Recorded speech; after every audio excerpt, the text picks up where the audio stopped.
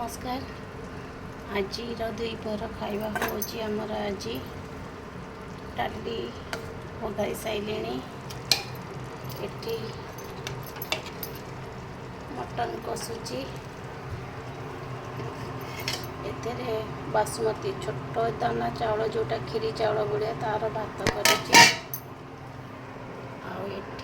कृष्णा भात बसई मो झीपाई कि सी अरुआ भात खाएनि तो आमर आज लंच होती बाकी मुझे खाइबी कही पनीर हो छतु हो जहाँ हो नहीं आसबे काली सावित्री अमावास्या तो आज आइंस खायापी कि इच्छा ना बस एतिकी।